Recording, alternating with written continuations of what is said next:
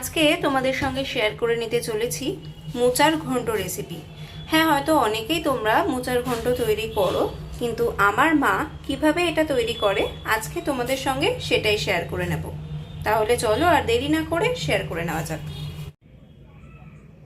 এখানে মা নিয়ে নিয়েছে হাফ কিলো মোচা, আর সেটাকে এরকম ছোট ছোট করে সুন্দর করে কেটে নিয়েছে। এবার মা এটাকে নুন হলুদ দিয়ে একটু ভিজিয়ে রাখবে, তারপরে সেদ্ধ করে নেবে। এখানে মা নিয়ে নিয়েছে জিরে, আর তার সাথে নিয়েছে গরম মশলা। গরম মশলার মধ্যে মা নিয়ে নিয়েছে দারচিনি, এলাচ আর লবঙ্গ। এবার এই সব কিছু একসঙ্গে শুকনো গুঁড়ো করে নেবে।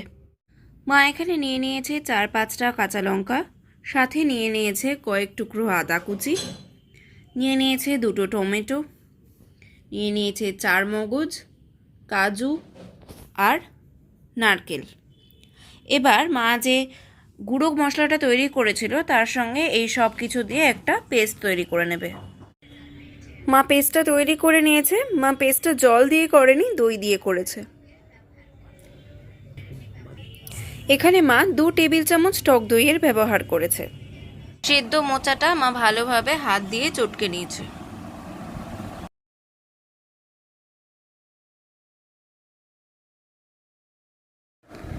একটা বড় সাইজের আলুকে ছোট ছোট টুকরো করে কেটে জলে ভিজিয়ে নিয়েছে।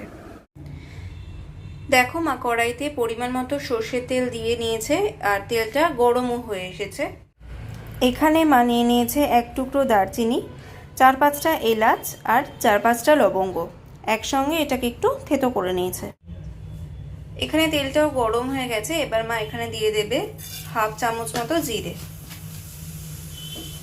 আর তার সাথে দিয়ে দেবে থেতো করে নেওয়া গরম মশলা।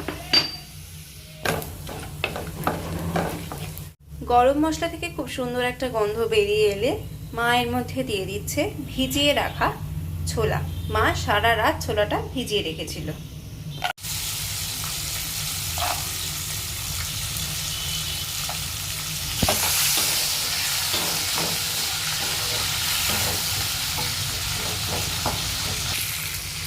ছোলাটাকে মা কিছুক্ষণ সামান্য ভেজে নেবে।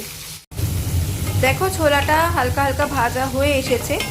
এবার মা এর মধ্যে দিয়ে দেবে টুকরো করে কেটে রাখা আলু।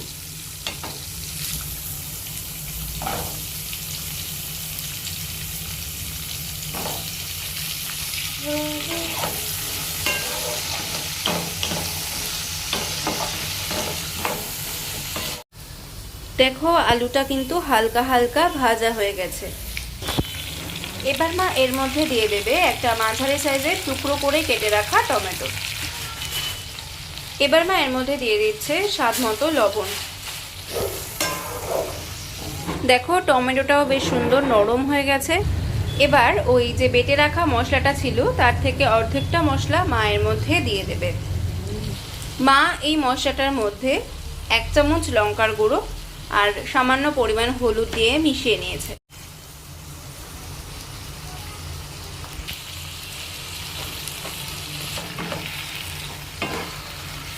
এবার মা ভালোভাবে মশলাটা কষিয়ে নেবে। এবার মা মশলাটা কষানোর জন্য দিয়ে দিচ্ছে সামান্য একটু জল। এবারে ভালোভাবে নেড়ে চেড়ে মশলাটা কষিয়ে নেবে।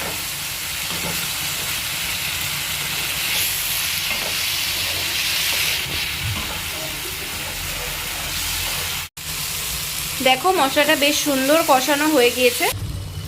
দেখো মশলাটা দিয়ে কিন্তু বেশ সুন্দর তেলটাও বেরিয়ে এসেছে। এইবার মা এর মধ্যে দিয়ে দেবে মোচাটা।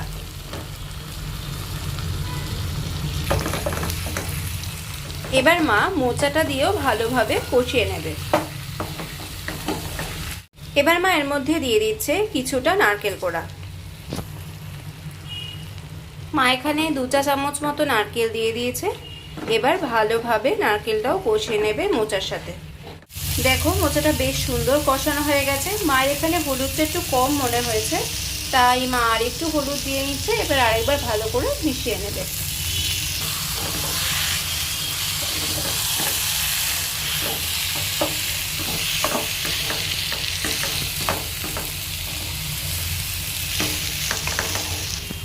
এবার মা এর মধ্যে দিয়ে দিচ্ছে পরিমাণ মতো জল। আলুটা সেদ্ধ হয়ে যাওয়ার জন্য। একবার ভালোভাবে নেড়েচেড়ে মিশিয়ে নিচ্ছে, তারপর মা এটা ঢাকা দিয়ে দেবে। ঢাকা দেওয়ার আগে মা এখানে 4-5টা কাঁচা লঙ্কা মাঝখান থেকে ভেঙে নিয়ে দিয়ে দিয়েছে। এবার মা লিডটা লাগিয়ে দেবে। ফিরে এলাম 5 মিনিট পর। মা ঢাকনাটা তুলে নিল। দেখো বেশ সুন্দর লাগছে দেখতে।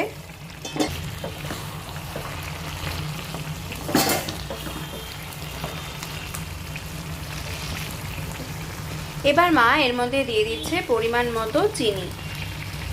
আবার সবকিছু ভালোভাবে নেড়েচেড়ে মিশিয়ে নেবে।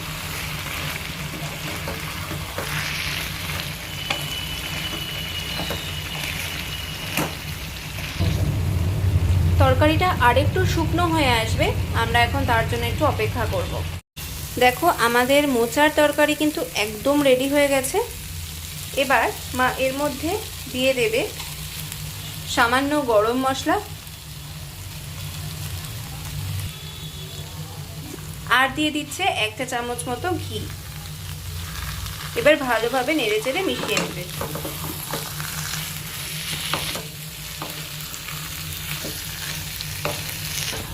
ব্যাস আমাদের মোচার ঘন্ট একদম তৈরি। গরম গরম ভাতের সঙ্গে এটা খেতে কিন্তু দারুণ লাগবে। আশা করি আমাদের আজকের রেসিপিটা তোমাদের সকলের ভালো লাগবে। ভালো লাগলে ভিডিওটিতে লাইক শেয়ার আর কেমন লাগলো তা আমাকে কমেন্টে জানাতে কিন্তু একদম ভুলে যেও না। আর নতুন বন্ধু হলে প্লিজ চ্যানেলটিকে সাবস্ক্রাইব করে পাশে থাকা বেল আইকনটা অন করে দিও, যাতে যখনই আমরা কোনো ভিডিও আপলোড করি তোমাদের কাছে তার নোটিফিকেশন চলে যায়। আর একটু এভাবেই আমাদের পাশে থেকো। সম্পূর্ণ ভিডিওটা দেখার জন্য সকলকে অনেক অনেক ধন্যবাদ।